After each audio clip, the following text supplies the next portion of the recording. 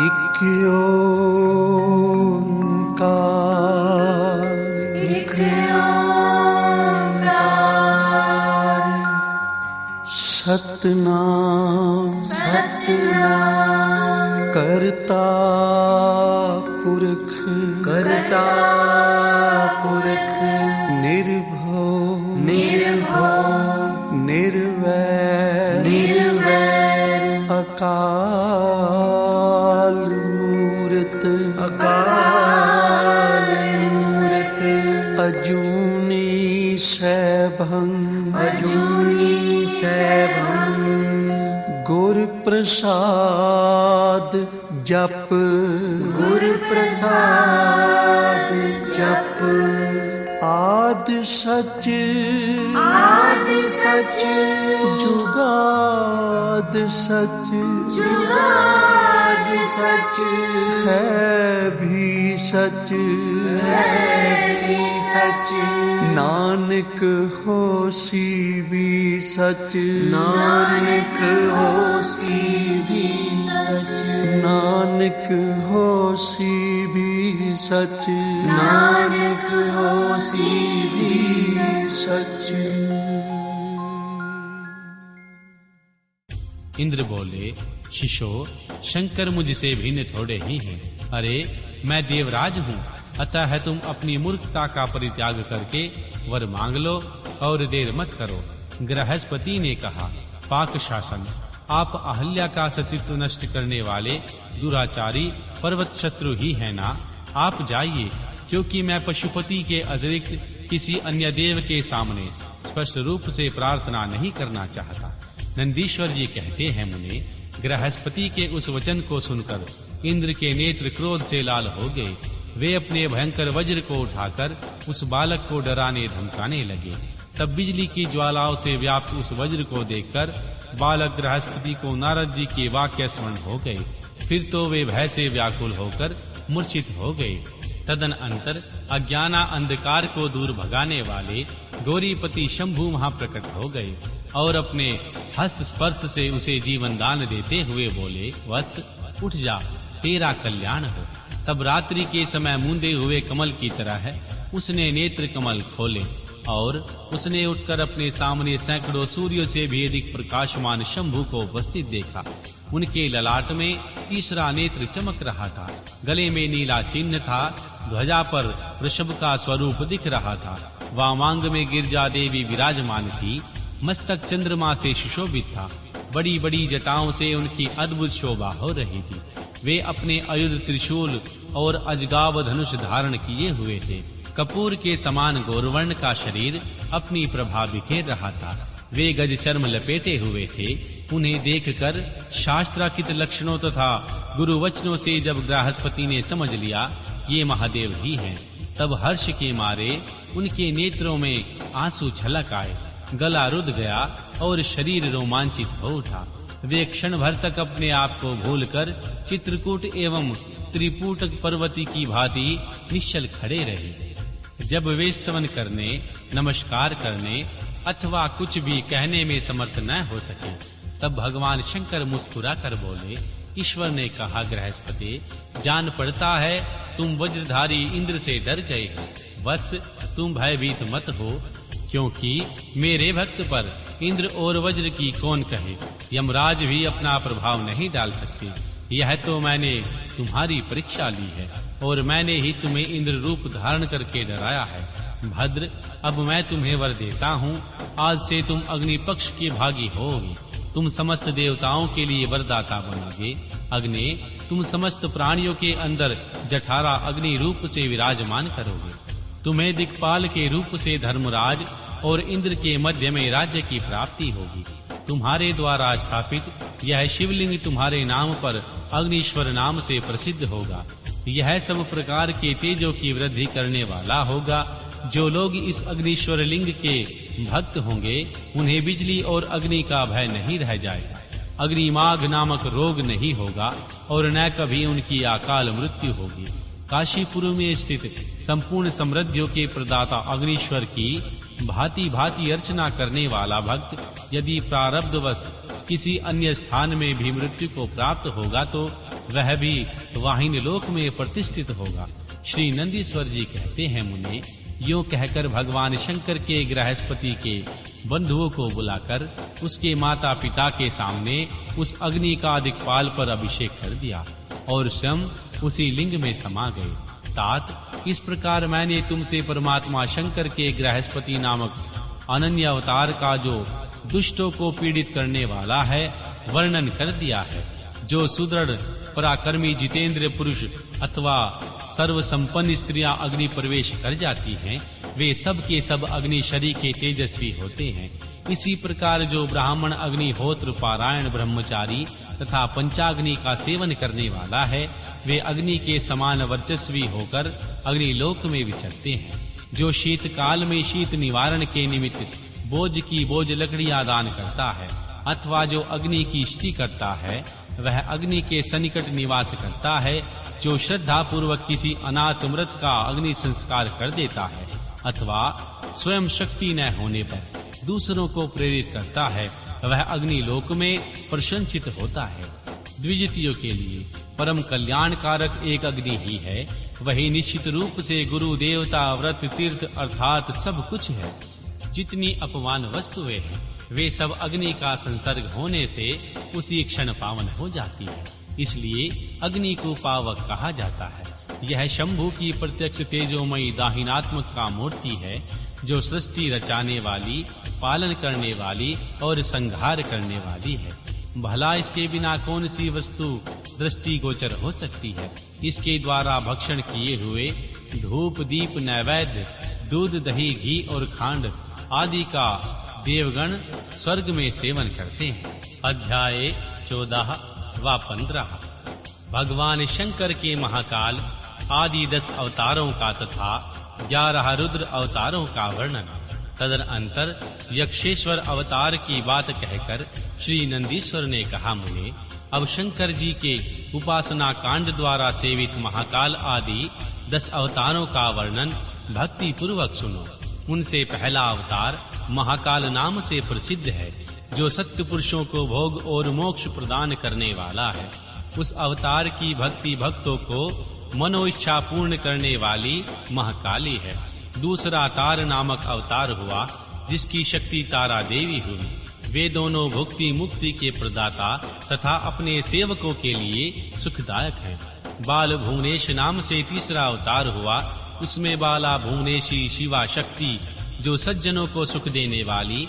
चौथा भक्तों के लिए सुखद तथा मोक्ष प्रदायक षोडशी विद्येश नामक अवतार हुआ और षोडशी श्री विद्या शिवा उनकी शक्ति हुई।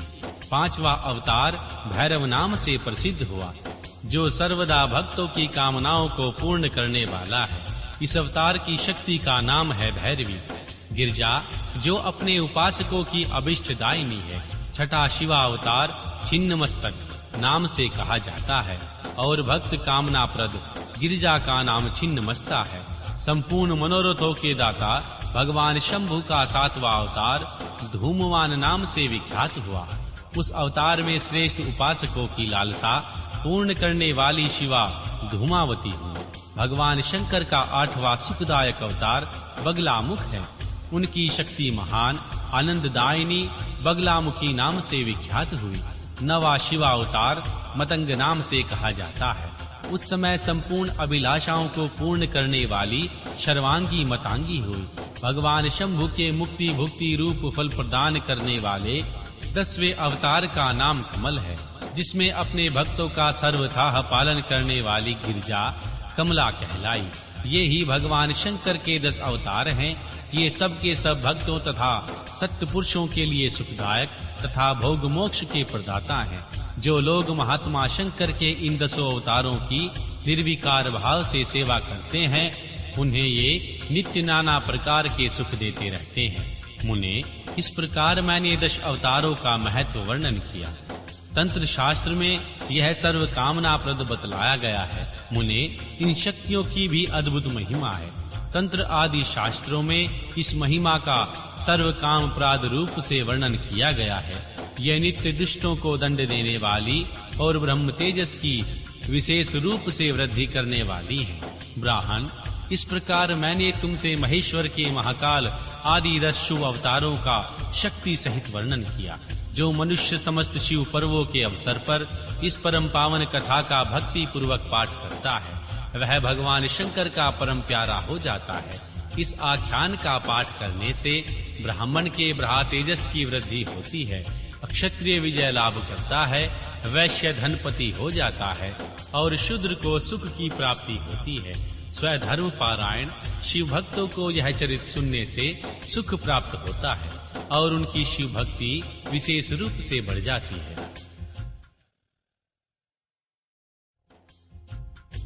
मुने, अब मैं भगवान शंकर के एकादश श्रेष्ठ अवतारों का वर्णन करता हूँ, ध्यान पूर्वक सुनो। उन्हें सुनने से असत्य जनित बाधा पीड़ा नहीं पहुंचाती। पूर्व काल की बात है, एक बार इंद्र आदि समस्त देवता दैत्यों से पराजित हो गए। तब वे भयभीत हो अपनी पूरी अमरावती को छोड़ भागे। जो दैत्य द्वारा अत्यंत पीड़ित हुए वे सभी कश्यप जी के पास गए। वहां उन्होंने परम व्याकुलता हाथ जोड़कर एवं मस्तक झुकाकर उनके चरणों में अभिवादन किया और उनका भली भांति स्तवन करके आदर पूर्वक अपने आने का कारण प्रकट किया तथा दैत्य द्वारा पराजित होने से उत्पन्न हुए उन्होंने सारे दुखों को कह सुनाया। तात उनके पिता कश्यप जी देवताओं की उस कष्ट कहानी को सुनकर अधिक दुखी नहीं हुए, क्योंकि उनकी बुद्धि भगवान शंकर में आसक्त थी। मुने, उन शांत बुद्धि मुनि ने धैर्य धारण करके देवताओं को आश्वासन दिया और स्वयं हर्षपूर्वक विश्वनाथपुरी काशी को चल पड़े। वहां पहुंचकर उन्होंने गंगा जी के जल में स्नान करके अपना नित्य नियम पूरा किया और फिर आदर पूर्वक उमा सहित सर्वेश्वर भगवान विश्वनाथ की भली भांति अर्चना की। तदनंतर शंभु के दर्शन के उद्देश्य से एक शिवलिंग की स्थापना करके वे देवताओं के हितार्थ परम प्रसन्नता पूर्वक घोर तप करने लगे। मुने, भगवान शंकर के चरण कमलों में आसक्त मन वाले धैर्यशाली मुनीश्वर कश्यप को जब यो तप करते हुए बहुत अधिक समय व्यतीत हो गया, तब सत्य पुरुषों के गति स्वरूप भगवान शंकर उनके चरणों में तल्लीन मन वाले कश्यप ऋषि को वर देने के लिए वहां प्रकट हुए। भक्त वत्सल भगवान परम प्रसन्न तो थे ही, अतः वे अपने भक्त मुनीश्वर कश्यप से बोले, वर मांगो। उन महेश्वर को देखते ही प्रसन्न बुद्धि वाले देवताओं के पिता कश्यप जी हर्षमग्न हो गए और हाथ जोड़कर उनके चरणों में नमस्कार करके स्तुति करते हुए यूं बोले, महेश्वर, मैं सर्वथा आपका शरणागत हूँ।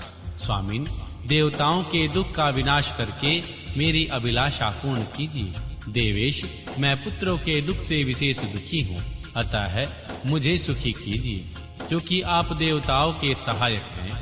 नाथ, महाबली दैत्यों ने देवताओं और यक्षों को भी पराजित कर दिया है, इसलिए शंभो, आप मेरे पुत्र रूप से प्रकट होकर देवताओं के लिए आनंददाता बनिए। श्री नंदीश्वर जी कहते हैं, मुने, कश्यप जी के ऐसा कहने पर सर्वेश्वर भगवान शंकर उनसे तथेति ऐसा ही होगा यूं कहकर उनके सामने वही अंतर्ध्यान हो गए।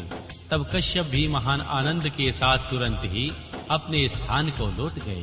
वहां उन्होंने सारा वृतांत आदर पूर्वक देवताओं से कह सुनाया। तदनंतर भगवान शंकर अपना वचन सत्य करने के लिए कश्यप द्वारा सुरभि के पेट में 11 रूप धारण करके प्रकट हुए। उस समय महान उत्सव मनाया गया, सारा जगत शिवमय हो गया। कश्यप मुनि के साथ साथ सभी देवता हर्ष विभोर हो गए। उनके नाम रखे गए कपाली, पिंगल, भीम, विरूपाक्ष, विलोहित, शता, अजपात, बाहिवृद्ध, शंभु, चंड तथा भाव। ये 11 रुद्र सुरभि के पुत्र कहलाते हैं। ये सुख के आवास स्थान है तथा देवताओं की कार्य सिद्धि के लिए शिव रूप से उत्पन्न हुए। ये कश्यप नंदन वीरवर रुद्र महान बल पराक्रम संपन्न थे। इन्होंने संग्राम में देवताओं की सहायता करके दैत्यों का संहार कर डाला। इन्हीं रुद्रों की कृपा से इंद्र देवता आदि दैत्य को जीतकर निर्भय हो गए। उनका मन स्वस्थ हो गया और वे अपना अपना राज्य कार्य संभालने लगे। अब भी भगवान शंकर रूपधारी वे सभी महारुद्र देवताओं की रक्षा के लिए सदा स्वर्ग में विराजमान रहते हैं। साथ इस प्रकार मैंने तुमसे भगवान शंकर के 11 रुद्र अवतारों का वर्णन किया। ये सभी समस्त लोकों के लिए सुखदायक हैं। यह निर्मल आख्यान संपूर्ण पापों का विनाशक, धन यश और आयु का प्रदाता तथा संपूर्ण मनोरथों को पूर्ण करने वाला है। ओम नमः शिवाय। तुमरी कृपा में सुख कनेरे, तुमरी कृपा में सुख कनेरे। तुम मात पिता हम बारिक तेरे, तुम मात पिता हम बारिक तेरे। तुमरी कृपा में सुख कनेरे, तुमरी कृपा में सुख कनेरे।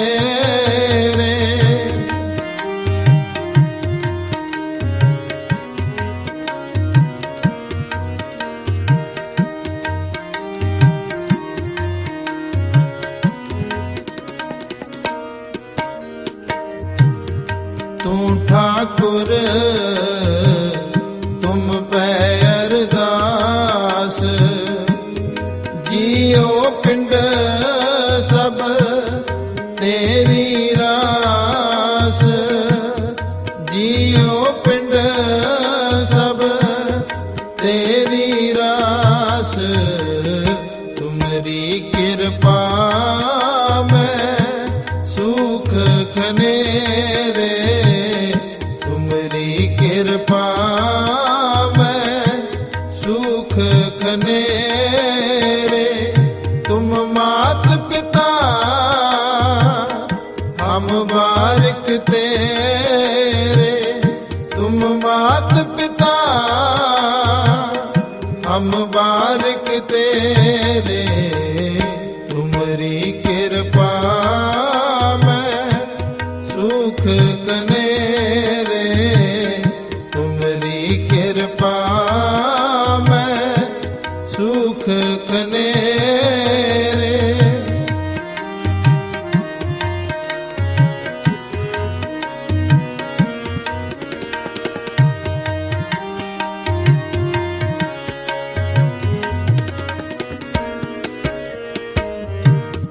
कोई न जाने तुमरा अंत, ऊंचे ते ऊंचा भगवंत। ऊंचे ते ऊंचा भगवंत। तुमरी कृपा में सुख कनेरे, तुमरी कृपा में सुख कनेरे। तुम मात पिता हम बारिक तेरे, तुम मात पिता हम बारिक तेरे। तुमरी कृपा में सुख कनेरे, तुमरी कृपा में सुख कनेरे।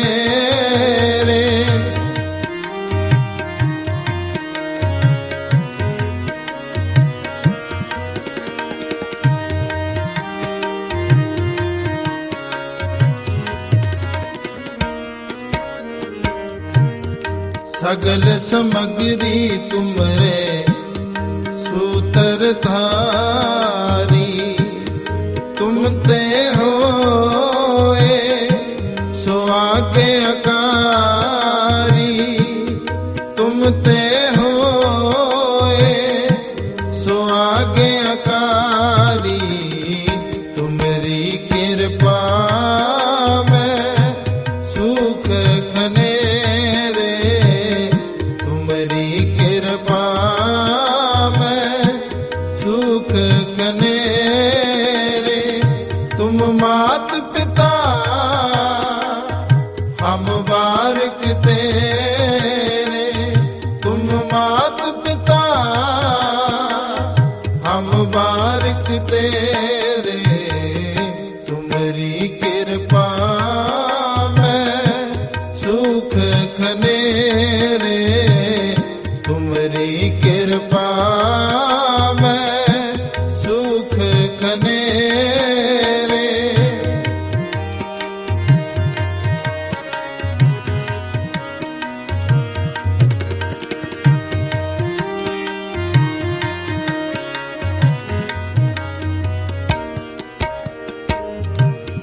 तुमरी गत मित तुम ही जानी, नानक दास सदा कुर्बानी, नानक दास सदा कुर्बानी। तुमरी कृपा में सुख खनेरे, तुमरी कृपा में सुख खनेरे। तुम मात पिता हम बारिक तेरे, तुम मात पिता हम बारिक तेरे। तुमरी कृपा में सुख खनेरे, तुमरी कृपा में सुख खनेरे। तुम मात पिता हम बारिक तेरे, तुम मात पिता हम बारिक तेरे। तुमरी कृपा में सुख खनेरे, तुमरी कृपा में सुख खनेरे, तुमरी कृपा में सुख खनेरे।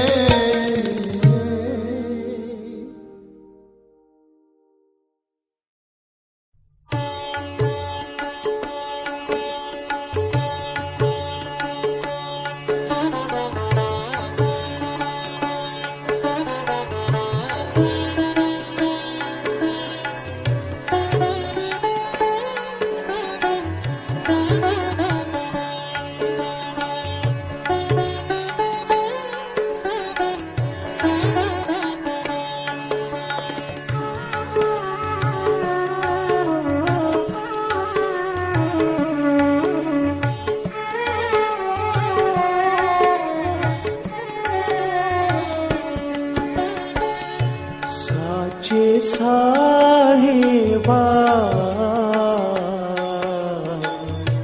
क्या नहीं घर तेरे,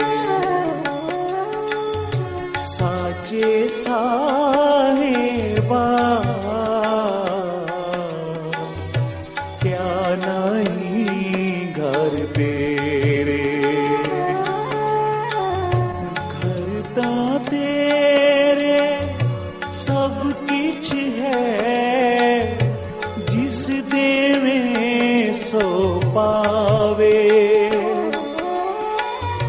घर दा तेरे सब किछ है, जिस देवे सो पावे। साचे साहिबा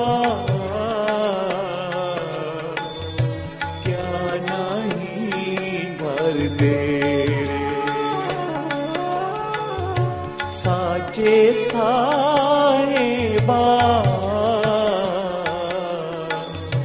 क्या नहीं घर तेरे।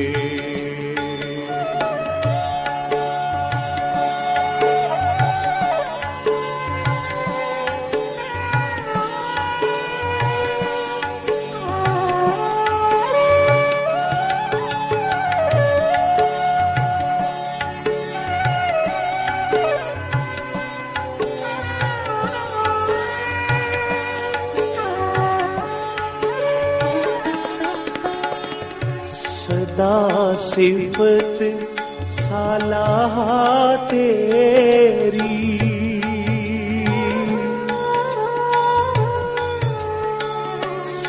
सदा सिफत सलाहा तेरी, नाम मन वसाए।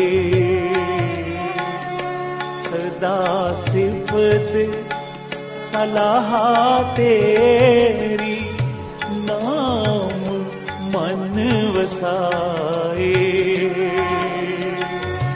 नाम मन वसाए,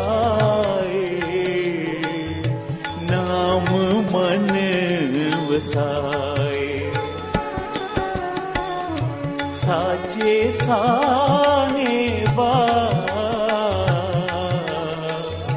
क्या नहीं कर तेरे,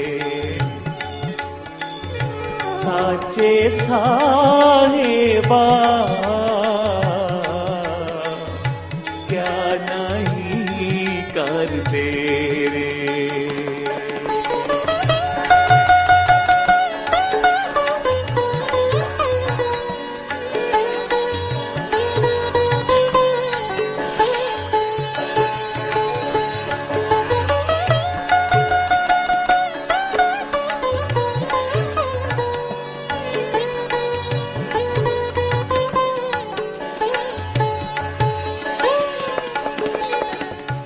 नाम जिनके मन वसिया,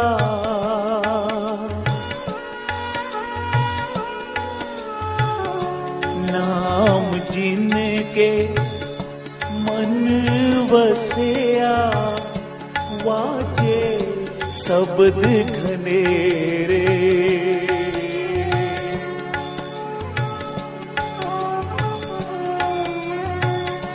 नाम जिनके मन वसिया, वाजे शब्द घनेरे। वाजे शब्द घनेरे, वाजे शब्द घनेरे। साचे साहेबा क्या नहीं कर तेरे, साचे साहेबा क्या नहीं कर तेरे।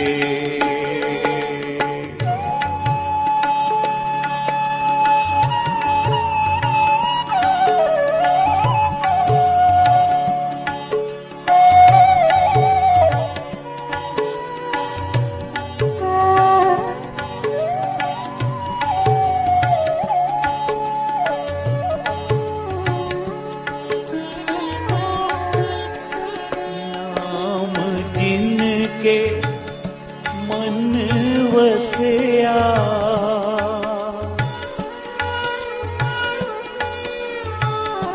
नाम जिनके मन वसिया, वाजे शब्द घनेरे।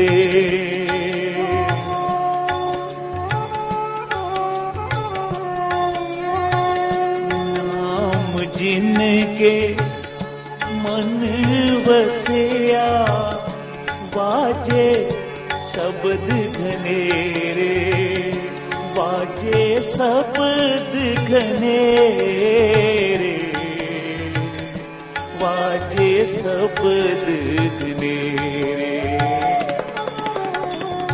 साचे साहेबा क्या नहीं कर तेरे, साचे साहेबा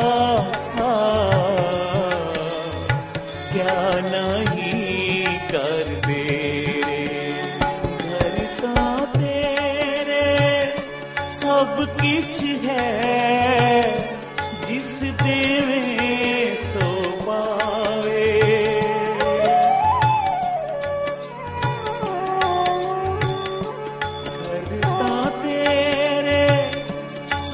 किछ है जिस देवे सो पावे।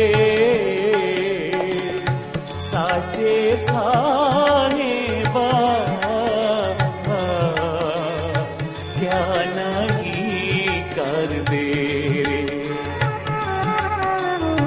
साचे साहेबा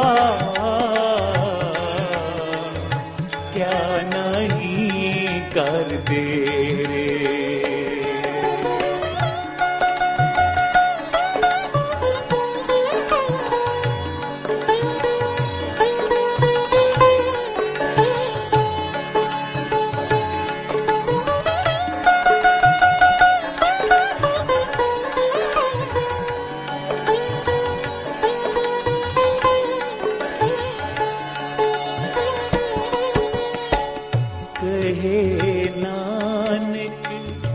सच्चे साहिब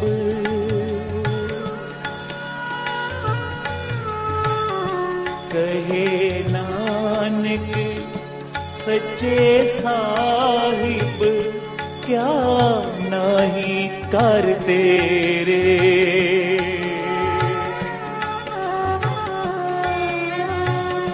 कहे नानक सच्चे साहिब क्या नहीं घर तेरे।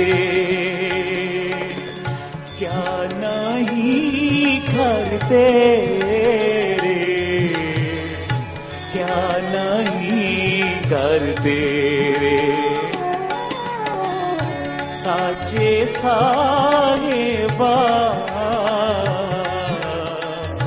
क्या नहीं कर दे रे। साचे साहेबा क्या नहीं कर दे रे। सतनाम वाहेगुरु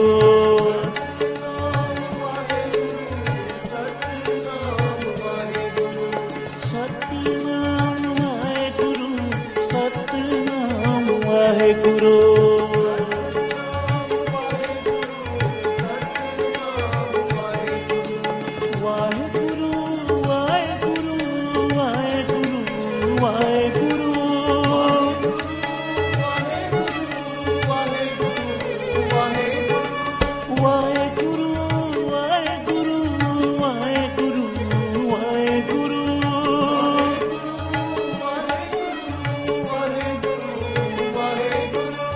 सतनाम वाहेगुरु सतनाम वाहेगुरु।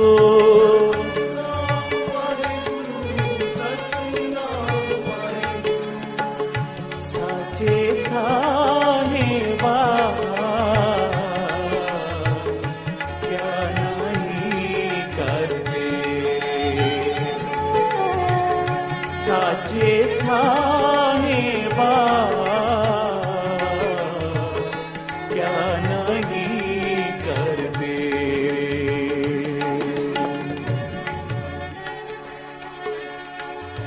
साचे साहिबा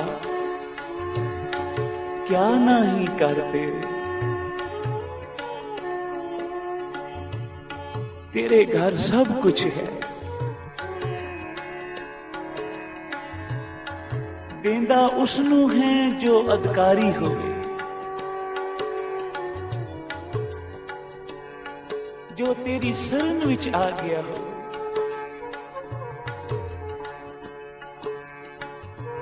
जो शरण विच नहीं आया गुरु दी, ਉਹ ਲੈਣ ਦਾ ਅਧਿਕਾਰੀ ਕਦੇ ਨਹੀਂ ਬਣ ਸਕਦਾ, ਕਿਉਂਕਿ ਇਹ ਗੁਰੂ ਨਾਨਕ ਦਾ ਦਰ ਉਸ ਸੱਚੇ ਗੁਰੂ ਦਾ ਘਰ ਹੈ। ਆਖਿਆ ਜਿੱਥੇ ਆ ਕੇ ਤੂੰ ਆਪਣੀਆਂ ਦੁੱਖਾਂ ਦੀਆਂ ਪੰਡਾਂ ਰੱਖ ਦੇ, ਸੁੱਖਾਂ ਦੀਆਂ ਝੋਲੀਆਂ ਭਰ ਕੇ ਇੱਥੋਂ ਲੈ ਜਾ।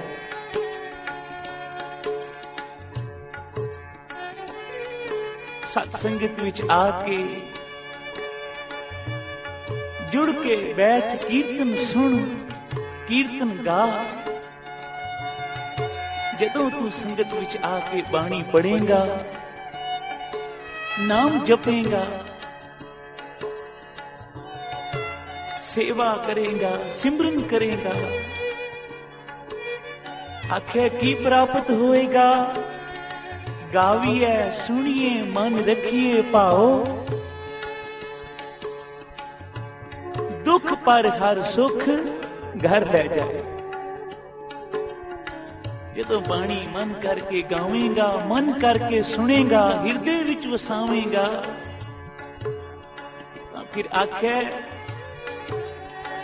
ਗਾਵੀਏ ਸੁਣੀਏ ਮਨ ਰੱਖੀਏ ਪਾਓ, ਦੁੱਖ ਪਰ ਹਰ ਸੁਖ ਘਰ ਲੈ ਜਾਏ। ਦੁੱਖਾਂ ਦੀਆਂ ਪੰਡਾਂ ਲਿਆ ਕੇ ਗੁਰੂ ਦੇ ਅੱਗੇ ਰੱਖ ਦੇ ਤੇ ਇੱਥੋਂ ਸੁੱਖਾਂ ਦੀਆਂ ਝੋਲੀਆਂ ਭਰ ਕੇ ਲੈ ਜਾਏ। ਕਿਉਂਕਿ ਇਹ ਉਹ ਦਾਤਾ ਹੈ ਜਿਹੜਾ ਦੁੱਖਾਂ ਦੇ ਵੱਟੇ ਸੁੱਖ ਦਿੰਦਾ ਹੈ। ਲੇਕਿਨ ਉਹਦੀ ਸ਼ਰਤ ਇਹ ਹੈ ਕਿ ਬਈ ਤੂੰ ਨਾਮ ਜਪੇ, ਅੰਮ੍ਰਿਤ ਵੇਲੇ ਉੱਠ ਕੇ ਇਸ਼ਨਾਨ ਕਰਕੇ ਸਤ ਸੰਗਤ ਵਿੱਚ ਬਹਿ ਕੇ ਜਪ ਸਤਨਾਮ ਸ੍ਰੀ ਵਾਹਿਗੁਰੂ। ਜਿਵੇਂ ਜਿਵੇਂ ਨਾਮ ਜਪੇਗਾ ਉਵੇਂ ਉਵੇਂ ਲੈਣ ਦਾ ਅਧਿਕਾਰੀ ਬਣੇਗਾ। ਕਿਉਂਕਿ ਉਹ ਮੁਖੜੇ, ਉਹ ਮੁਖ ਗੁਰੂ ਨਾਨਕ ਨੂੰ ਬਹੁਤ ਚੰਗੇ ਲੱਗਦੇ ਹਨ, ਜਿਹੜੇ ਮੁਖ ਗੁਰੂ ਵੱਲ ਹਨ, ਜੋ ਗੁਰਮੁਖ ਹਨ ਤੇ ਜੋ ਮਨਮੁਖ ਹਨ। ਆਖਿਆ ਉਹਨਾਂ ਨੂੰ ਇੱਥੇ ਵੀ ਨਿਰਾਦਰੀ ਪ੍ਰਾਪਤ ਹੋਏਗੀ, ਇੱਥੇ ਵੀ ਉਹਨਾਂ ਦਾ ਜਨਮ ਜੀਵਨ ਜੋ ਹੈ ਦੁੱਖਾਂ ਵਿੱਚ ਕੱਟੇਗਾ ਤੇ ਜਾਣ ਤੋਂ ਬਾਅਦ ਵੀ ਅਹੁਦੀ ਪੂਰੀ ਕਰਕੇ ਜਾਣਗੇ ਸੰਸਾਰ ਤੋਂ, ਤਾਂ ਵੀ ਨਰਕਾਂ ਦੇ ਭਾਗੀ ਬਣਨਗੇ। ਇਸ ਵਾਸਤੇ ਜੇ ਗੁਰੂ ਦੇ ਚਰਨਾਂ ਵਿੱਚ ਆ ਕੇ ਕੁਝ ਪ੍ਰਾਪਤ ਕਰਨਾ ਚਾਹੁੰਦਾ ਤਾਂ ਬਈ ਆ ਜਾ ਸੱਚੇ ਸਤਿਗੁਰੂ ਗੁਰੂ ਨਾਨਕ ਸੱਚੇ ਪਾਤਸ਼ਾਹ ਦੀ ਸ਼ਰਨ ਵਿੱਚ ਆ। ਜਿਹਦੀ ਸ਼ਰਨ ਵਿੱਚ ਆਇਆ ਤੈਨੂੰ ਲੋਕ ਪਰਲੋਕ ਦੇ ਸੁੱਖ ਪ੍ਰਾਪਤ ਹੋਣਗੇ। ਗੁਰੂ ਅਮਰਦਾਸ ਪਾਤਸ਼ਾਹ ਬਖਸ਼ਿਸ਼ ਕਰ ਰਹੇ ਹਨ। ਆਪ ਕੀ ਕਹਿੰਦੇ ਹਨ? ਸਾਚੇ ਸਾਹਿਬਾ ਕਿਆ ਨਹੀਂ ਕਰਦੇ ਰੇ, ਸਾਚੇ ਸਾਹਿਬਾ ਕਿਆ ਨਹੀਂ ਕਰਦੇ ਰੇ। ਘਰ ਤਾਂ ਤੇਰੇ ਸਭ ਕੁਛ ਹੈ, ਜਿਸ ਦੇਵੇਂ ਸੋ ਪਾਵੇ।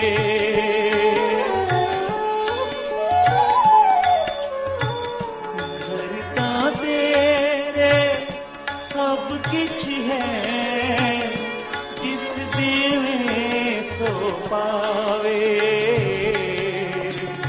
ਸਾਚੇ ਸਾਹਿਬਾ ਕਿਆ ਨਹੀਂ ਕਰਦੇ ਰੇ, ਸਾਚੇ ਸਾਹਿਬਾ ਕਿਆ ਨਹੀਂ ਕਰਦੇ ਰੇ। ਸੰਗਤ ਜਾ ਰਹੀ ਹੈ ਗੋਇੰਦਵਾਲ ਧੰਨ ਗੁਰੂ ਅਮਰਦਾਸ ਸੱਚੇ ਪਾਤਸ਼ਾਹ ਦੇ ਦਰਸ਼ਨਾਂ ਨੂੰ। ਰਸਤੇ ਵਿੱਚ ਇੱਕ ਥਾਂ ਤੇ ਦੁਪਹਿਰ ਹੋ ਗਈ। ਜਥੇਦਾਰ ਨੇ ਕਿਹਾ, ਸਾਧ ਸੰਗਤ ਜੀ ਦੁਪਹਿਰ ਹੋ ਗਈ ਹੈ ਤੇ ਇੱਥੇ ਥੋੜੀ ਦੇਰ ਆਰਾਮ ਵੀ ਕਰ ਲਓ ਤੇ ਫਿਰ ਲੰਗਰ ਪ੍ਰਸ਼ਾਦ ਛਕ ਕੇ ਅੱਗੇ ਚਾਲੇ ਪਾਵਾਂਗੇ। ਸਾਰੀ ਸੰਗਤ ਨੇ ਹੱਥ ਪੈਰ ਧੋ ਕੇ ਪੰਗਤ ਬਣਾ ਲਈ। ਜਥੇਦਾਰ ਜੋ ਨਾਮ ਦਾ ਤਾਂ ਜਥੇਦਾਰ ਸੀ, ਲੇਕਿਨ ਮਨ ਕਰਕੇ ਸੇਵਾਦਾਰ ਸੀ, ਜਿਸ ਨੂੰ ਇਹ ਪ੍ਰਤੀਤ ਸੀ ਕਿ ਮੈਂ ਸੰਗਤ ਦੀ ਸੇਵਾ ਨਹੀਂ ਬਲਕਿ ਗੁਰੂ ਦੀ ਸੇਵਾ ਕਰ ਰਿਹਾ। ਸੇਵਾਦਾਰ ਬਣ ਕੇ ਹੀ ਸਭ ਕੁਝ ਪ੍ਰਾਪਤ ਹੁੰਦਾ ਹੈ। ਇਹ ਜਥੇਦਾਰ ਨੇ ਆਪਣੀ ਹੱਥੀ ਸਾਰੀ ਸੰਗਤ ਨੂੰ ਪ੍ਰਸਾਦੇ ਵੰਡੇ। ਜਦ ਸਾਰਿਆਂ ਨੇ ਲੰਗਰ ਪ੍ਰਸਾਦ ਛਕ ਲਿਆ ਤਾਂ ਜਥੇਦਾਰ ਕਹਿਣ ਲੱਗਾ, ਬਈ ਕੋਈ ਰਹਿ ਤਾਂ ਨਹੀਂ ਗਿਆ? ਗੁਰੂ ਨਾਨਕ ਦੇ ਦਰ ਦਾ ਲੰਗਰ ਹੈ ਬਈ, कोई रह गया तो वो भी छक लो, आले दुआले वेख लो कोई बैठा होवे। तां जां निगाह गई, सामने की देखिया, एक वृक्ष दे हेठां कोई बैठा है। जथेदार कुछ प्रसादे हाथ विच लैके जदों पहुंचिया तां की वेख्या, उस वृक्ष दे हेठां एक कोड़ी बैठा है, जिसदे सारे तन तो पाक बह रही है, जिदे कोल खलोतियां बदबू आउंदी है। ऐसा रोग दा करसिया हाय हाय करे पिया। जथेदार नूं तरस आ गया, कहन लगा प्यारिया लंगर प्रसाद छकेगा? कोड़ी ने सिर हिला के आख्या छकांगा। तां जथेदार कहन लगा अपने हाथ कर अगे प्रसादे लै।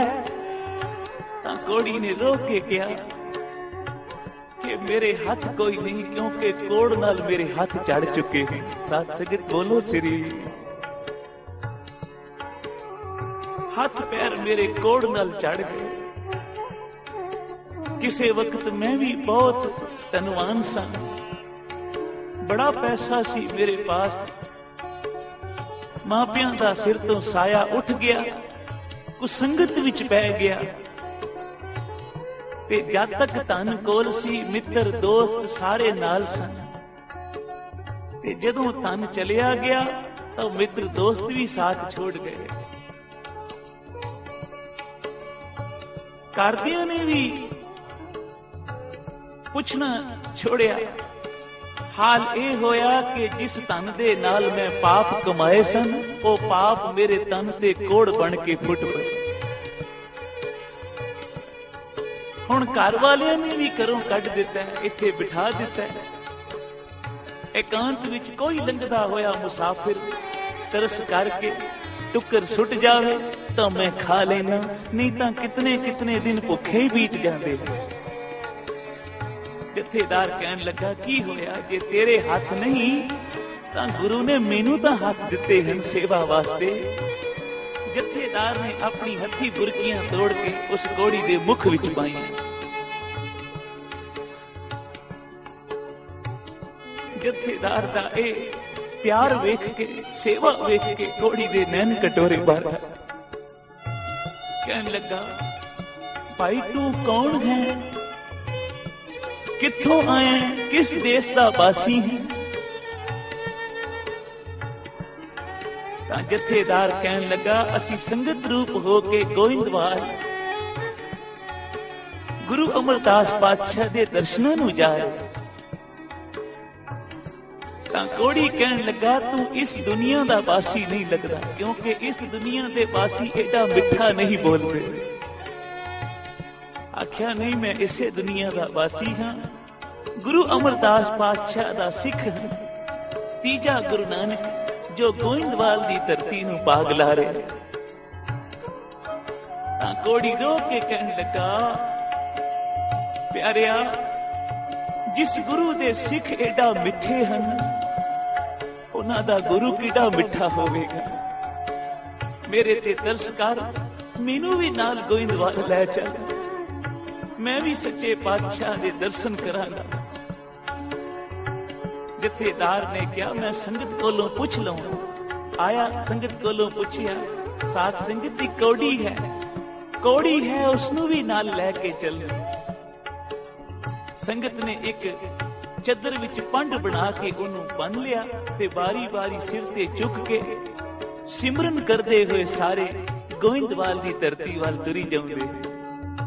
जदों पहुंचे गोइंदवाल दी पवित्र धरती ते तां जथेदार ने इस कौड़ी नूं बाहर ही दरबार ते बिठा दिता। आख्या तेरे तन विचों पाक बह रहा है, बदबू आ रही है, ते तू इत्थे ही ठहर ते असी सतगुरां दा दर्शन करके आउंदे। संगत नाल लैके जथेदार जदों दरबार विच पहुंचिया, गुरु अमरदास सच्चे पातशाह सामने सोहणे सिंघासन ते बैठे। ते जदों जथेदार ने जाके चरनां ते मत्था टेकिया, गुरु अमरदास सच्चे पातशाह सिंघासन तो खड़ो गए, बाहों चों पकड़ के जथेदार नूं गल ना ला लिया। ਆਖਿਆ ਜਥੇਦਾਰ ਤੂੰ ਰਸਤੇ ਵਿੱਚ ਕੋੜੀ ਦੇ ਮੁਖ ਵਿੱਚ ਬੁਰਕੀਆਂ ਨਹੀਂ ਪਾਈਆਂ, ਤੂੰ ਮੇਰੇ ਮੁਖ ਵਿੱਚ ਪਾਈਆਂ। ਤੂੰ ਕੋੜੀ ਦੀ ਸੇਵਾ ਨਹੀਂ ਕੀਤੀ, ਮੇਰੀ ਸੇਵਾ ਕੀਤੀ। ਤੇ ਜੇ ਉਸ ਨੂੰ ਨਾਲ ਲੈ ਕੇ ਆਏ ਹੋ ਤੇ ਬਾਹਰ ਕਿਉਂ ਛੱਡ ਆਏ ਹੋ? ਸਾਧ ਸੰਗਤ ਬੋਲੋ ਸ੍ਰੀ ਅੰਤਰਜਾਮੀ ਸਭ ਵਿਦ ਜਾਣਨ ਵਾਲੇ। ਜਥੇਦਾਰ ਕਹਿਣ ਲੱਗਾ ਪਾਤਸ਼ਾਹ ਉਹ ਅੰਦਰ ਲਿਆਣ ਦੇ ਲਾਇਕ ਨਹੀਂ ਹੈ, ਕਿਉਂਕਿ ਤਨ ਤੋਂ ਪਾਕ ਬਹਿ ਰਿਹਾ, ਸਾਰੇ ਸਰੀਰ ਤੇ ਉਹਦੇ ਕੋੜ ਹੱਥ ਪੈਰ ਝੜ ਚੁੱਕੇ। ਹਜ਼ੂਰ ਕਹਿਣ ਲੱਗੇ ਅੱਛਾ ਪਹਿਲੇ ਉਸ ਨੂੰ ਲੈ ਜਾਓ ਤੇ ਜਿੱਥੇ ਅਸੀਂ ਰੋਜ਼ ਅੰਮ੍ਰਿਤ ਵੇਲੇ ਇਸ਼ਨਾਨ ਕਰਦੇ ਹਾਂ ਨਾ, ਉਸ ਟੋਏ ਵਿੱਚੋਂ ਜਲ ਲੈ ਕੇ ਇਹਦੇ ਸਰੀਰ ਤੇ ਪਾਓ, ਇਹ ਨਵਾਂ ਨਿਰੋਆ ਹੋ ਜਾਏਗਾ। ਜਦੋਂ ਜਥੇਦਾਰ ਕੁਝ ਸੰਗਤ ਦੇ ਬੰਦੇ ਆਏ ਬਾਹਰ ਤੇ ਇਸ ਕੋੜੀ ਨੂੰ ਉੱਥੇ ਲੈ ਗਏ ਜਿੱਥੇ ਗੁਰੂ ਅਮਰਦਾਸ ਪਾਤਸ਼ਾਹ ਰੋਜ਼ ਅੰਮ੍ਰਿਤ ਵੇਲੇ ਇਸ਼ਨਾਨ ਕਰਦੇ ਸਨ।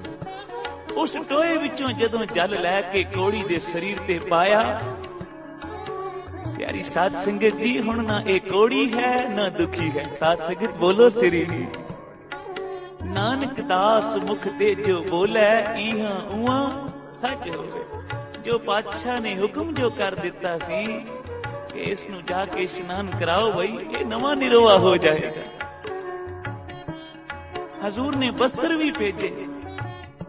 ਹੁਣ ਇੱਕ ਸੁੰਦਰ ਨੌਜਵਾਨ ਕੰਚਨ ਵਾਂਗੂ ਜੀ ਦੀ ਕਾਇਆ ਬਸਤਰ ਬਦਲ ਕੇ ਜਦੋਂ ਆਇਆ ਦਰਬਾਰ ਵਿੱਚ, ਆ ਕੇ ਜਦੋਂ ਕੀਤੇ ਗੁਰੂ ਅਮਰਦਾਸ ਪਾਤਸ਼ਾਹ ਦੇ ਦਰਸ਼ਨ,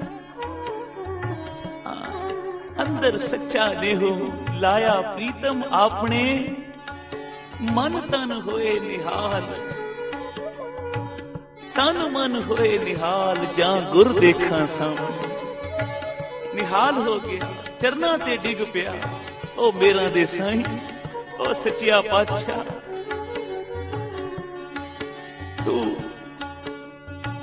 ਮਿਹਰਬਾਨ ਹੈ, ਕਿਉਂਕਿ ਗੁਰੂ ਅਮਰਦਾਸ ਸੱਚੇ ਪਾਤਸ਼ਾਹ ਨੂੰ ਵਰ ਪ੍ਰਾਪਤ ਸਨ ਜੋ ਗੁਰੂ ਅੰਗਦ ਦੇਵ ਮਹਾਰਾਜ ਨੇ ਦਿੱਤੇ ਸਨ ਕਿ ਬਈ ਜਿਹਦਾ ਕੋਈ ਨਹੀਂ ਉਹਦਾ ਗੁਰੂ ਅਮਰਦਾਸ ਹੈ। ਸਾਧ ਸੰਗਤ ਬੋਲੋ ਸ੍ਰੀ ਗੁਰੂ ਅਮਰਦਾਸ ਨਿਮਾਣਿਆਂ ਦਾ ਮਾਣ, ਗੁਰੂ ਅਮਰਦਾਸ ਨਿਤਾਣਿਆਂ ਦਾ ਤਾਣ, ਗੁਰੂ ਅਮਰਦਾਸ ਨੇ ਓਟਿਆਂ ਦੀ ਓਟ, ਗੁਰੂ ਅਮਰਦਾਸ ਨੇ ਆਸਰਿਆਂ ਦਾ ਆਸਰਾ, ਗੁਰੂ ਅਮਰਦਾਸ ਨੇ ਲੱਜੀਆਂ ਦੀ ਲੱਜ, ਗੁਰੂ ਅਮਰਦਾਸ ਨੇ ਪੱਤਿਆਂ ਦੀ ਪੱਤ, ਗੁਰੂ ਅਮਰਦਾਸ ਨੇ ਦਰਿਆਂ ਦੀ ਧਰ।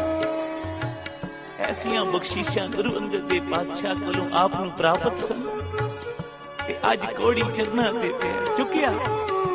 ਕੀ ਨਾਮ ਹੈ ਤੇਰਾ ਜੀ? ਪ੍ਰੇਮਾ। ਪ੍ਰੇਮਿਆ ਅੱਜ ਤੂੰ ਗੁਰੂ ਦੇ ਘਰ ਪ੍ਰਗਟ ਹੋਇਆ, ਅੱਜ ਤੋਂ ਤੇਰਾ ਨਾਮ ਅਸੀਂ ਮੁਰਾਰੀ ਰੱਖਿਆ। ਤੇ ਸੰਗਤ ਵਿੱਚ ਬੇਨਤੀ ਕੀਤੀ ਕੋਈ ਦਿਓ ਬਈ ਇਸ ਨੂੰ ਆਪਣੀ ਲੜਕੀ, ਹੁਣ ਇਹਦਾ ਵਿਆਹ ਕਰਕੇ ਇਸ ਨੂੰ ਜੋੜਾ ਬਣਾ ਕੇ ਸੰਸਾਰ ਵਿੱਚ ਭੇਜੀਏ, ਤੋਰੀਏ। ਤਾਂ ਸ਼ੀਆਂ ਉੱਪਰ ਜਾਤ ਦਾ ਖੱਤਰੀ ਸੰਗਤ ਵਿੱਚ ਬੈਠਾ ਸੀ, ਖਲੋ ਗਿਆ, ਪਾਤਸ਼ਾਹ ਮੇਰੀ ਕੰਨਿਆ ਵਰ ਲਾਇਕ ਹੈ। ਘਰ ਗਿਆ, ਕੰਨਿਆ ਨੂੰ ਲੈ ਕੇ ਆਇਆ।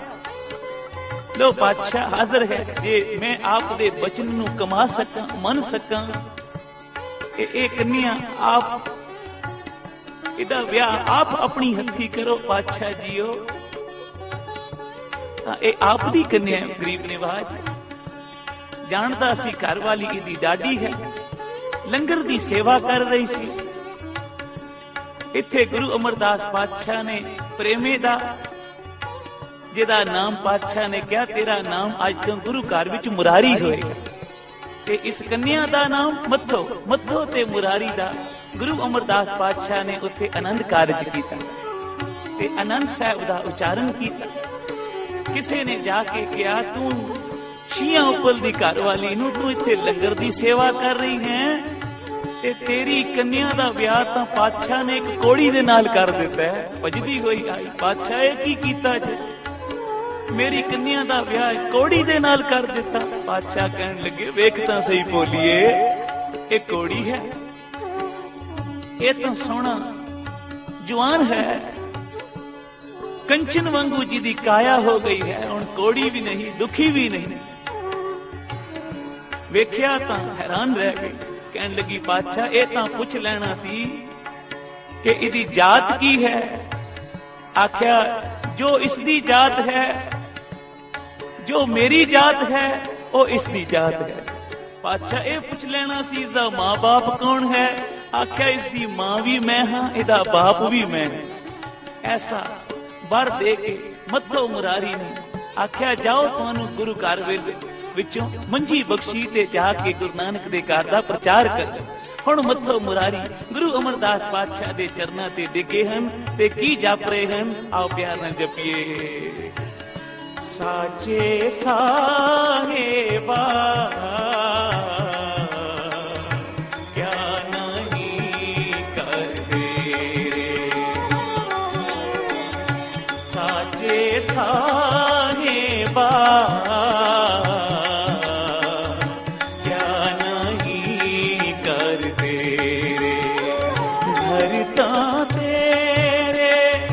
सब किछ है जिस देवे सो पावे,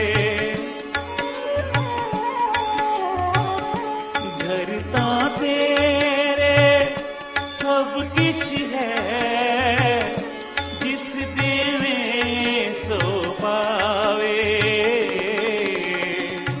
साचे साहिबा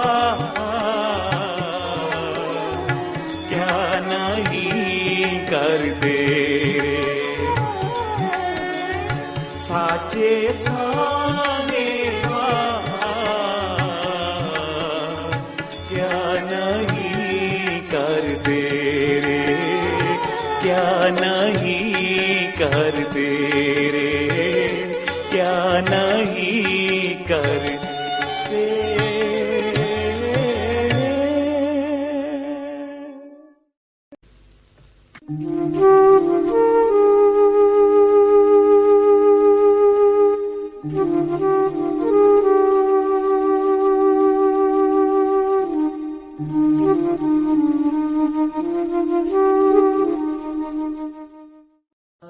Then Guruji said, ਕਮਲੀ ਨਾਤੇ ਇਸ ਤੋਂ ਵੱਡਾ ਕੰਮ ਹੋਰ ਕੀ ਹੋਊਗਾ, ਇਸ ਤੋਂ ਵਧੀਆ ਕੰਮ ਹੋਰ ਕੀ ਹੋਊਗਾ। I don't know why people are opposing this. जब हम गुरु जी के लिए और कुछ भी नहीं कर सकते तो क्या हम गुरु जी का नाम लेकर मंत्र जाप नहीं कर सकते, जो कि गुरु जी ने इसको ब्लेस किया है। तो मेरी संगत जी से हाथ जोड़कर विनती है कि हम अपने गुरु जी के लिए कुछ करेंगे, गुरु जी खुश होंगे और हमको उसको एक प्रैक्टिस बनानी है। लाइक चलते हुए आप वॉक करते हो तो हम सब वॉक करते हैं, तो हमको ये मंत्र जाप एक आप प्रैक्टिस में लोगे तो चलते चलते भी मंत्र जाप हो जाता है। आप नहा रहे हो तो भी मंत्र जाप चलता है, आप खाना बना रहे हो तो भी अगर आप प्रैक्टिस में लोगे तो ऑटोमेटिकली ये चलना शुरू हो जाएगा। और होते होते एक अरदास लगा दें गुरु जी के लिए कि गुरु जी, हे मेरे भोले शंकर भगवान जी, आप इतना कल्याण करते हो सबका, मेरी एक अरदास है कि मेरे गुरु को हमेशा खुश प्रसन्न और उनका मान सम्मान और उनका जो यशमान है बढ़ता रहे और ये संसार चलता रहे। ये वाली एक गुरुजी के लिए लाइन अगर हम बोल लेते हैं तो उसमें हमारा ही कल्याण इनडायरेक्टली। गुरुजी बहुत खुश होंगे, गुरुजी और भी ज्यादा कल्याण करेंगे हम सबका। इन डायरेक्टली जो है हम इसमें भी अपने लिए ही मांग रहे। तो ये गुरुजी ने आज बुलवाया है, तो क्योंकि कुछ ऐसे जब मैं सत्संग सुनती हूँ तो वहां पर गुरुजी सुनवाते हैं जो सत्संग, उसमें बहुत सारे क्वेश्चंस होते हैं संगत के। तो जैसा कि उसमें था एक शब्द में कि जो भाई मीनू होता है, उसने, मुझे नाम नहीं आते इतने और मैं लॉस्ट भी हूँ थोड़ी, जो भी वो शब्द था कि गाय चोरी वाला शब्द था, और उसको जब आवाज आई कहीं पे गुरुओं की, किसी महापुरुषों की संगत में बैठने लगे जब वो, तो उनको ज्ञान आया, शब्दों से ज्ञान आया। तो ऐसा ही गुरुजी ने एक मेरी लाइफ में सत्संग दिया जब गुरुजी ने मुझे बोला, मैं बहुत परेशान थी जब मैं गुरुजी के पास आई। जब आप बहुत हाइट से नीचे आते हो तो इट्स लाइक थोड़ा एक टाइम होता है जिसमें आप हिल जाते हो। इतनी भी नहीं हिलाया गुरुजी ने। आज मैं सोचती हूँ कि लाइक अगर मैं किसी को अपनी लाइफ बताऊं तो कुछ भी थोड़ा सा पार्ट बताती हूँ तो कहते हैं लोग कि अरे आंटी आपको तो बहुत कष्ट आए लाइफ में। तो मैं कहती हूँ नहीं, हमें तो पता ही नहीं लगने दिया गुरुजी ने। जब गुरुजी नहीं भी थे लाइफ में, जब हमको नहीं भी मिले थे, गुरुजी तो हमेशा से जन्मों से लाइफ में थे। जब हम श्रीलंका में थे, कैसे हम लोग मॉब में फंसे, जैसे कोई अटैक करने लगेगा हम पे, इस तरह का भी हुआ हम लोगों के साथ। फिर एक बॉम्ब ब्लास्ट हुआ हमारे घर के पास और जिसमें 500 लोग मरे और हमारे घर की बैल्कनी में लिम्स आ गए, लोगों के कटे हुए हाथ। ये सब कुछ भी गुरुजी ने दिखाया और हमको उससे कैसे बचाया ये भी गुरुजी ने दिखाया। पर हम दूसरे दिन नॉर्मल थे। दूसरे दिन जैसे कर्फ्यू हटता था हम बाहर निकल जाते थे, हमको डर ही नहीं लगता था। तो मैं भावना से यही डिस्कस कर रही थी कि भावना ऐसे कैसे होता था, ऐसे कैसे था, और हमने कितनी एंजॉय करी लाइफ। उस सर्कमस्टांसिस में भी हम कितने खुश रहते थे, हम कितना एंजॉय करते थे।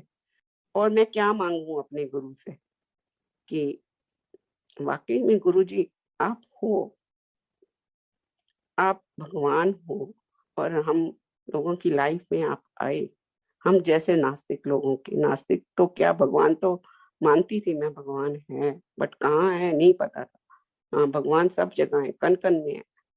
वाकई में भगवान कन कन में है। गुरुजी का एक वचन ये भी है, मेरी शक्तियां बड़े मंदिर में। मैं सारी शक्तियां अपने बड़े मंदिर में, क्योंकि वहां पे गुरुजी ने पूरे तप को इकट्ठा किया है। तो बड़ा मंदिर एक बहुत ही खास चीज है हम सबकी लाइफ में। और गुरुजी के मुख से सुना हुआ है कि मेरी सारी शक्तियां वहां हैं। गुरुजी तो हर जगह, हर कण में है, आपके दिल में है। सबसे बड़ी बात, आप दिल में जो सोचोगे वो आपका, कहीं भी जाओगे, चाहे वो बॉम्बे मंदिर है, चाहे वो कुछ भी जगह है, चाहे वो किसी का दरबार है, आपका कनेक्शन बैठेगा। आप भाव से जाओगे, बिना कुछ इच्छा के जाओगे, तो वो आपका वहां पूरा होगा ही होगा, चाहे वो A to Z कोई भी जगह हो। ये आज जो इतनी संगत जुड़ती है, ऑनलाइन भी होती होगी आई एम श्योर, और यूट्यूब पे भी जा रहे होंगे लोग और इतने प्यार से बैठते हैं, सुनते हैं, क्या इनका कनेक्शन नहीं बैठता होगा? जो देख भी नहीं पाते, खाली कानों से सुन रहे, तो उनको आंसर्स नहीं मिलते क्या? मिलते हैं, सबको मिलते। खाली आपको 1:1 कनेक्शन बिठाना है। तो वो, क्योंकि गुरुजी ने खुद मुझे बोला कि तेरे और मेरे बीच में कोई तीसरा नहीं है आंटी। तो मेरे को बात समझ नहीं आ रही थी, गुरुजी को पता था। Then Guruji said, you and me, no in between no one, not even your husband. Uncle साथ खड़े थे। ए बाटिया भी नहीं, देन गुरुजी सेड, ए बाटिया भी नहीं तेरे मेरे बीच आएगा। तो मैंने कहा ऐसा क्या? नहीं, ऐसा तो नहीं हो सकता, क्योंकि हमारी कोई भी चीज अलग नहीं है, हमारी हर चीज एक है, सांझी है, सब चीज साझा। तो देन गुरुजी सेड कि नहीं, भी ईर्ष्या आ जाएगी। तो विद टाइम जब गुरुजी बहुत प्यार करने लग गए और अंकल भी को भी थोड़ा सा लगने लगा था, क्योंकि मेरे बच्चों के मुंह से गुरुजी ने बुलवाया कि ये सत्संग मम्मा का है, आप क्यों बीच में आते हो, तो आप जेलस हो रहे हो मम्मा से। तो जबकि हमारी लाइफ में ये सब कुछ नहीं था, बट गुरुजी के वचन थे, तो वो भी गुरुजी ने करके ही दिखाया। ऐसा नहीं, बट गुरुजी ने उसको रोक भी लगाई। और जब भी सत्संग शेयरिंग कोई आता था, घर में होती थी और अंकल बीच में आते थे, फिर गुरुजी ने उनको सिखाया, समझाया। सब गुरुजी की लीला थी, सब गुरुजी की लीला है, मैं यही कहूंगी। तो उसमें जब गुरुजी ने बोला मुझे, जब मैं बहुत अपसेट थी, गुरुजी ने बोला कि आंटी शब्द सुनया कर। मैं उसको बहुत अपसेट भी नहीं कहूंगी। गुरुजी के पास जाना, भागते हुए जाना, खुश होके जाना, वहां घंटों बैठना, इससे बड़ी ब्लेसिंग और क्या होगी। तो हाँ, दिमाग में क्वेश्चंस थे कि आप कौन हो, मुझे क्यों बुलाया, मैं यहाँ क्यों हूँ, मैं क्यों आती हूँ यहाँ। वो सो मेनी क्वेश्चन। और ऐसा क्यों हुआ लाइफ में, लाइक हमारी लाइफ तो बहुत अच्छी थी, बहुत सुंदर ब्यूटीफुल लाइफ थी, फिर क्यों हुआ आपके पास जब से आपने बुलाना शुरू किया। क्वेश्चंस थे। गुरुजी ने बोला सत्संग सुनो। मैंने बोला कि शब्द सुनो। मैंने कहा गुरुजी मुझे तो समझ ही नहीं आती ना, कोई लोड़ नहीं, समझन दी आपे आऊगी समझ, सुनिया कर। तो गुरुजी ने फिर हिंदी में भी समझाया। तब मुझे पंजाबी बिल्कुल नहीं आती थी, गुरुजी से ही सीखी जो भी वर्ड्स। तो गुरुजी ने फिर ध्यान लगने लग गया शब्दों में। एक दिन एक शब्द चलता है कि वो वाला शब्द मुझे फिर कभी नहीं मिला, कहीं नहीं मिला। हे इंसान, जो मुझे पूरा समझ आया कि तेरी लाइफ में मैंने तुझे क्या नहीं दिया, क्या क्या नियामतों से तेरे को नहीं मैंने ब्लेस किया, तेरे को मैंने क्या नहीं बख्शीश दी। तेरे को दिया एक सुंदर जीवन, रंग रूप, महल अलमारियां, अच्छा जीवन साथी, इतनी सुंदर औलाद, धी पुत्र, एवरीथिंग। एक चीज जो मैं तेरे तो ले लीती दे के, तो ओनू ही मैनू कोसदा है, ओनू ही सोचदा है। ते अगर मैं ये सारी चीजां इस छटके ते तेरे तो ले लवां ते तू मेरा की बिगाड़ लेगा। ओ माय गॉड, मेरी आंखें खुली। मैंने कहा वाकई में गुरुजी, क्या नहीं दिया, क्या नहीं मिला, सब कुछ मिला। और अभी भी गुरुजी के यहाँ एक शब्द चलता था, करोड़ों से ऊपर तेरे को सजाया। वाकई में गुरुजी नीचों को देखें, जो एक बहुत ऊंचाई से नीचे आ गए, फिर कुछ लाइफ में गलत हो गया, जो वो आपने मेरे बच्चे के लिए अच्छा करना था इसलिए हुआ, मैं उसको क्यों सोच रही हूँ।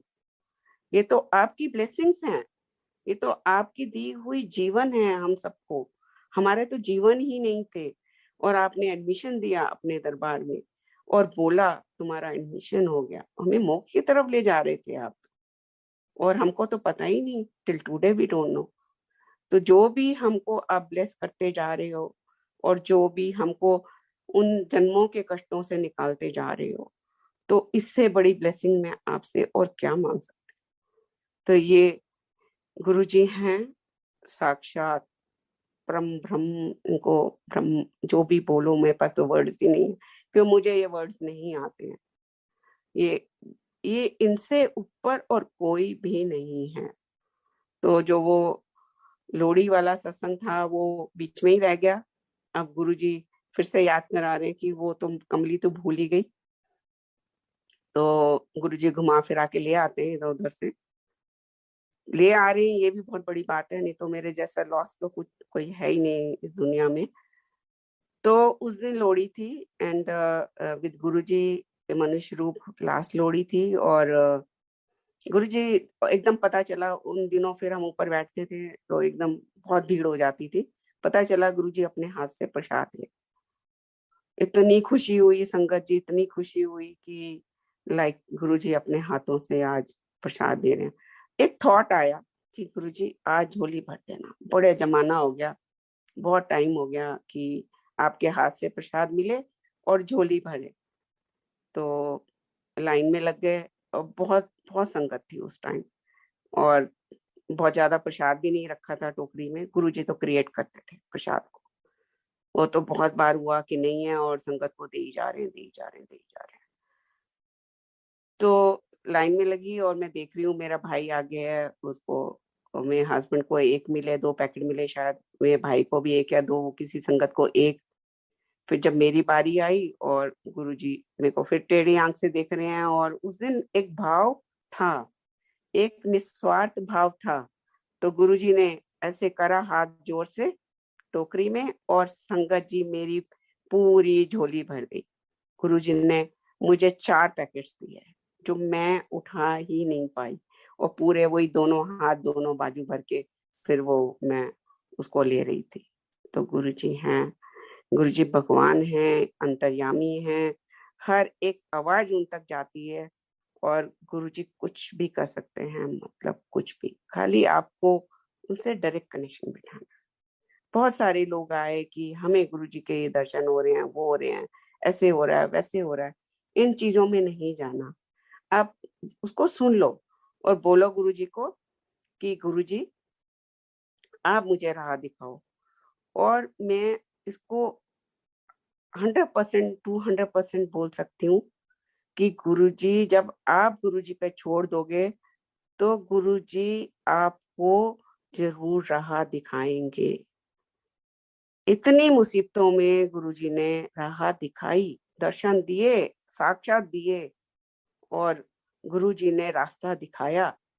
तो और आप लोग तो इतने ज्ञानी हो, सब कुछ हो, मुझ जैसे मूर्ख बंदे को दिखा सकते हैं, तो आप सबको तो 100% दिखाएंगे। बस आपको, जैसे गुरुजी ने मुझे बोला घोड़े की वो हंकना है, वो बंद के जो घोड़े के मुंह पे बंधा होता है, वो वर्ड नहीं मुझे याद आ रहा, वो लगा ले, ना इत्थे देख ना उत्थे देख, सीधा हंक।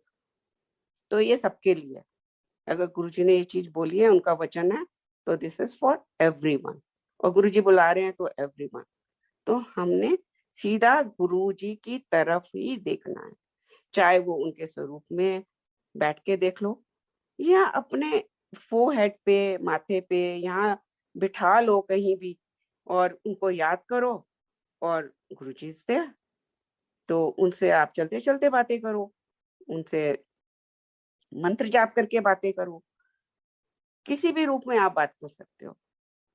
और आपके राह में तकलीफें हैं, सबकी राह में, हर एक की राह में तकलीफें हैं।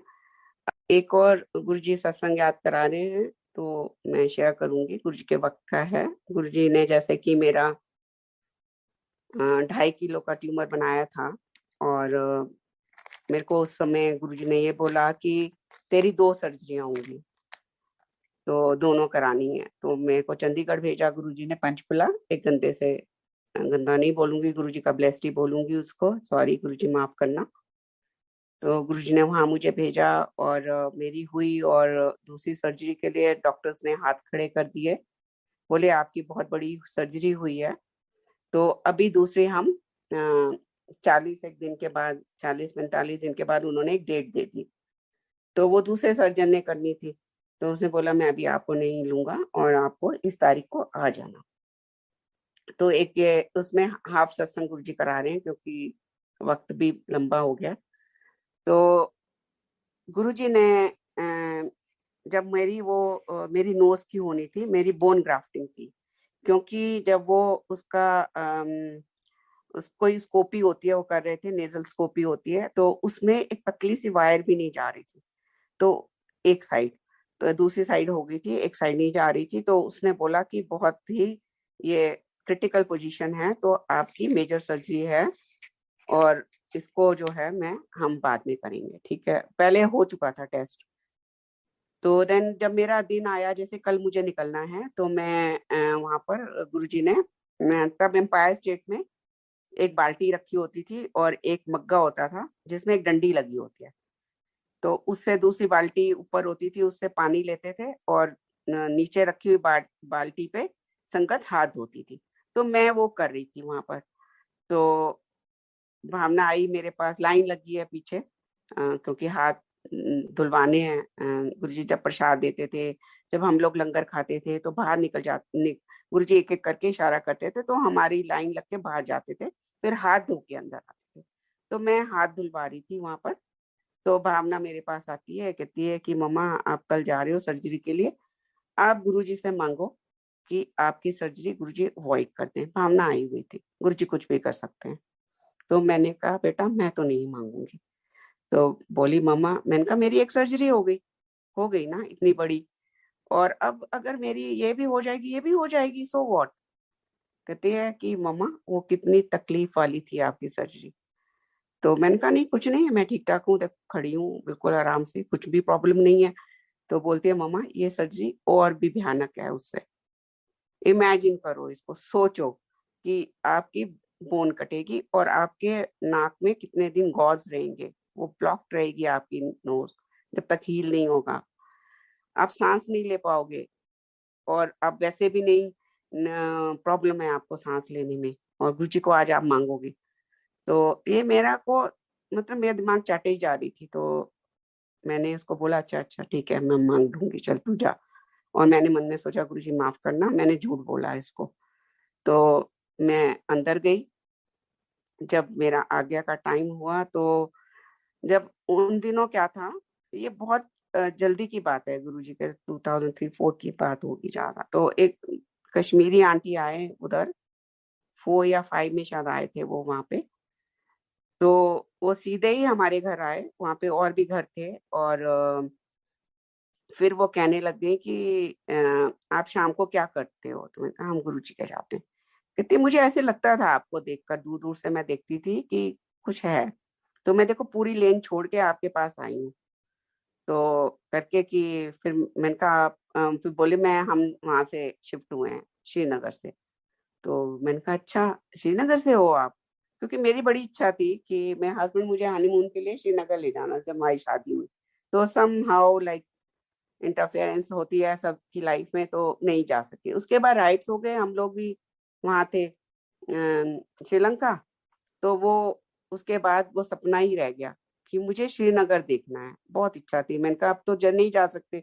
मैंने आंटी को पूछा, बोले नहीं क्यों नहीं जा सकते, मैं तो जाती हूँ, मेरा घर है वहां पर ऐसे वैसे, और मुझे वहाँ की लैंग्वेज आती है, ये है वो है, हम तो वहीं बल्ले पड़े जन्मे पड़े हैं, बड़े हुए हैं।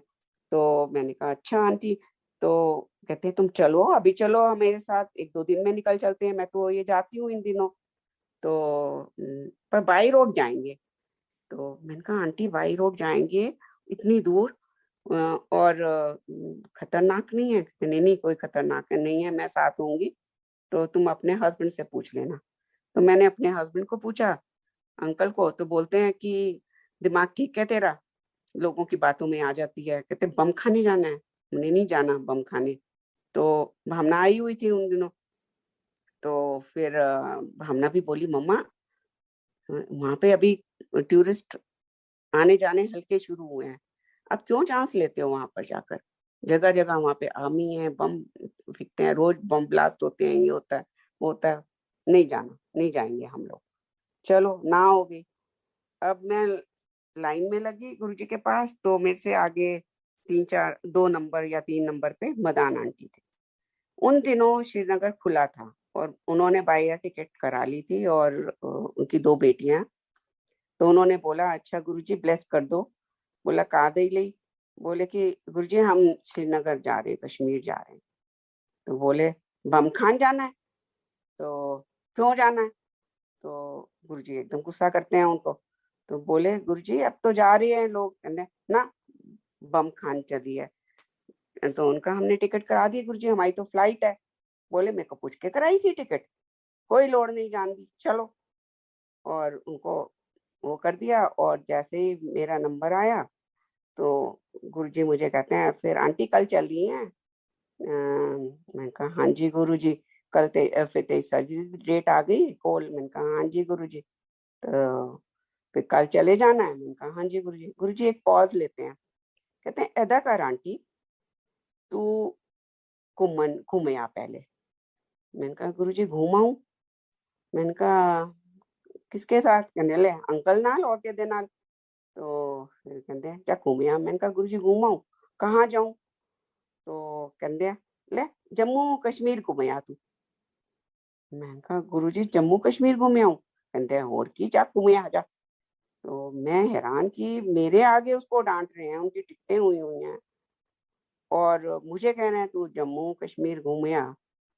तो साथ में मेरे ब्रदर इन लॉ खड़े थे, तो कहते हैं कि चलो दीदी कल सुबह टिकट कराते हैं और आपको एयरपोर्ट छोड़ने चलते हैं। मैंने कहा नहीं नहीं हम तो बाई रोड जा रहे हैं। और हम सुबह by road with Guruji's grace and blessings हम लोग निकल गए। अंकल भी कुछ नहीं बोल सकते थे, अंकल साथ खड़े थे जब गुरुजी ने बोला। भावना भी कुछ नहीं बोल पाई, हम लोग जी चल पड़े। और वो जो ट्रिप था, माय गॉड, इतना ब्लेस्ड एंड मेमोरेबल था कि मेरी लाइफ का इससे अच्छा ट्रिप कोई नहीं था। मैंने दुनिया घूमी है गुरुजी की कृपा से, बट जो वो एंजॉयबल हमने एंजॉय किया, my God, I don't have words for that trip. तो आंटी साथ, आंटी ने बहुत लुक आफ्टर किया सब कुछ। हम 4 जने चले गए। फिर क्या होता है कि आंटी ने बोला कि पहलगांव जो है, शुक्र है गुरुजी ने याद करा दिया, पहले आता है जब हम श्रीनगर जाते हैं। तो आप ऐसे करना, पहले उस साइड का सारा घूम के मुझे वहां छोड़ के मैं वहां रुकूंगी अपने घर, तो आप जाते वक्त पहलगाम घूमते जाना। तो हमने कहा ठीक है, जैसे उन्होंने हमको गाइड किया हमने वही किया।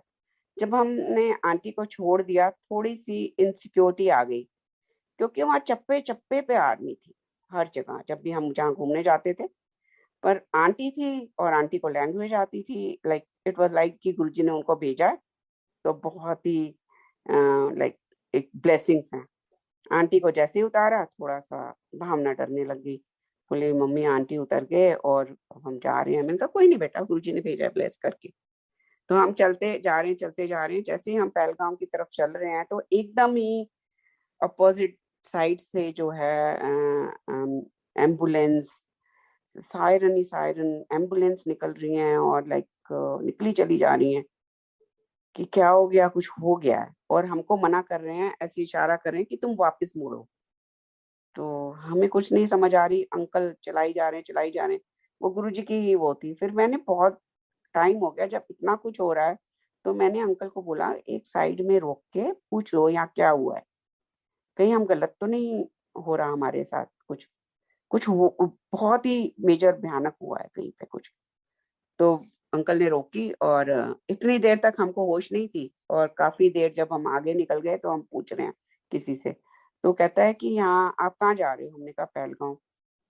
कहता है आप क्रॉस कर गए हो वो पोर्शन, वहां पे एक स्कूल में बहुत बड़ा बम ब्लास्ट हुआ है और पता नहीं कितने अनगिनत लोग मरे हैं, वो खून ही खून है उधर। तो आप वो क्रॉस कर चुके हो, अब आप सीधा निकलो पहलगांव की तरफ ही, उधर उसी रास्ते में हो।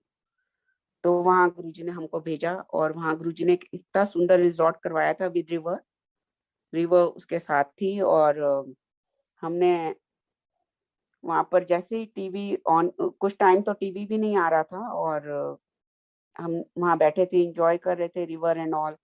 अंकल ने कुछ आम वाम भी ले लिए थे और उसमें पानी में डाल के ठंडे वंडे करे एंड सब। गुरुजी उनको लाइक ब्लेस कर रहे थे, जो भी था, शुगर वाले को इतने सारे आम खिला रहे थे। तो एंड जैसे ही टीवी आया हमने देखा, ओ माय गॉड, इतना कुछ था, इतना कुछ था, और हम वहां से निकल के आए।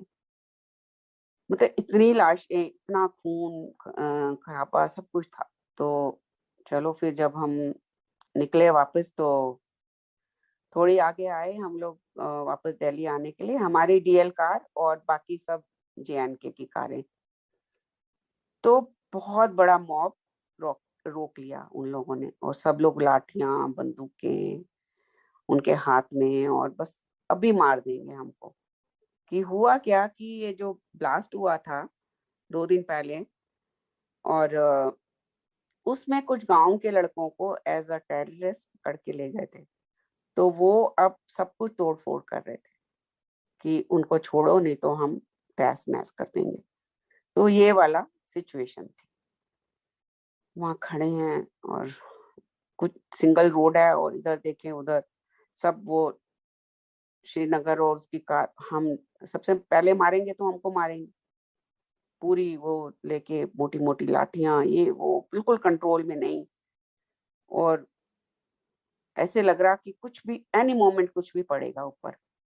तो 1 घंटा 1.25 घंटा ऐसे हुआ होगा, और लाइक फिर मैंने आंखें बंद करी, भावना कांपने लगी। मैं हस्बैंड पे बोले, देखा भूला था ना तुमको, गुरु जी को अरदास लगाई तुमने और गुरु जी ने तुमको भेजा। मैंने कहा नहीं, मैंने अरदास नहीं लगाई थी, गुरु जी ने खुद भेजा है, और गुरु जी ने भेजा है तो कुछ भी नहीं होगा। और मैंने ऐसे आंख बंद करी, मैं कहा गुरु जी ये क्या है, आपने भेजा और ये सब क्यों है। बस इतना एक थॉट आया, गुरु जी को याद किया, और बस उसी समय एकदम आमी बोलती है कि आप निकल जाओ फटाफट यहाँ से। और हमको वहां से उन्होंने निकाल दिया, और हम पहुंचे अपने उधर जहाँ हमारी सर्जरी होनी थी। सर्जरी के लिए डॉक्टर के पास गए, डॉक्टर को मिले, उसने चेकअप किया, कहता आप तो बिल्कुल परफेक्टली ऑलराइट, आपकी तो कुछ प्रॉब्लम ही नहीं है, आप तो बिल्कुल ठीक ठाक हो, और आपको सर्जरी की जरूरत नहीं है, और आप जा सकते हो।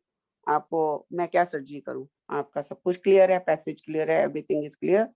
और आप ठीक हो गए हो बिल्कुल। तो ये गुरुजी हैं। बिन मांगे मोती मिले, मांगे मिले ना भीख। ये गुरुजी का जो है उनके साथ की जर्नी ये है। गुरुजी ने ये जर्नी दी है जो गुरुजी ही दे सकते हैं और कोई नहीं। जय गुरुजी। शुक्राना गुरुजी, शुक्राना संगत का, इतने देर तक बैठे रहने का, सत्संग की आनंद लेने का, गुरुजी की ब्लेसिंग को मल्टीप्लाई करने का। और जब संगत जुड़ती है तो गुरुजी अपनी दुनिया में भी ले जाते हैं। और गुरुजी की आज वो दुनिया फील हुई, वो फील कराने का शुक्राना।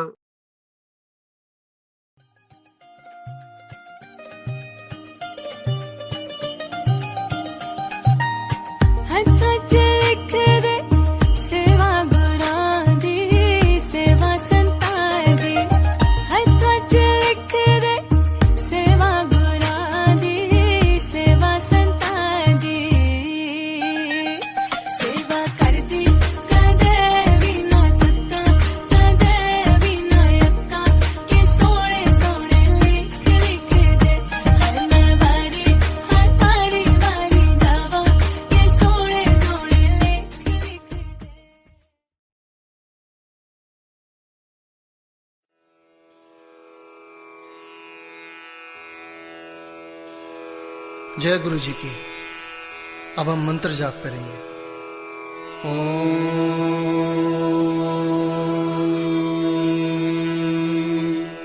नमः शिवाय। शिव जी सदा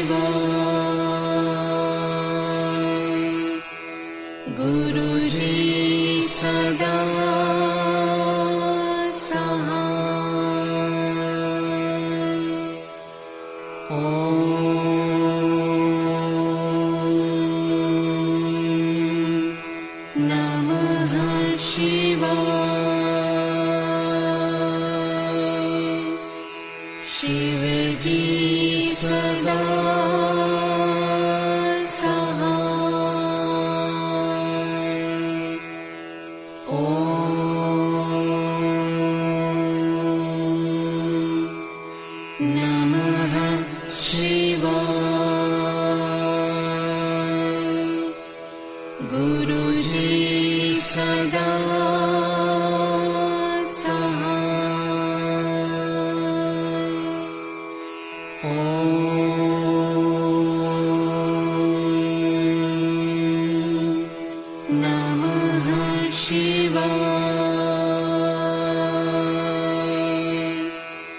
शिव जी सदा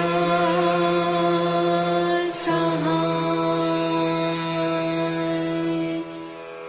ओम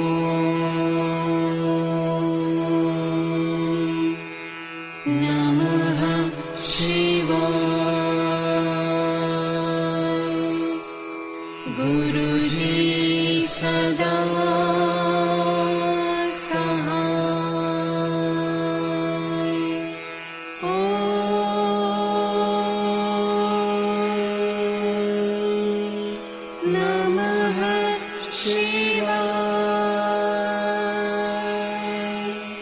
शिव जी सदा सहाय। ओम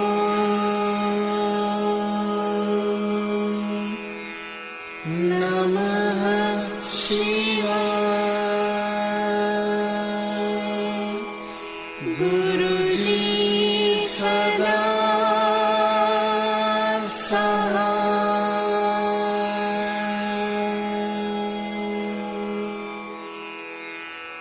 जय गुरु जी की।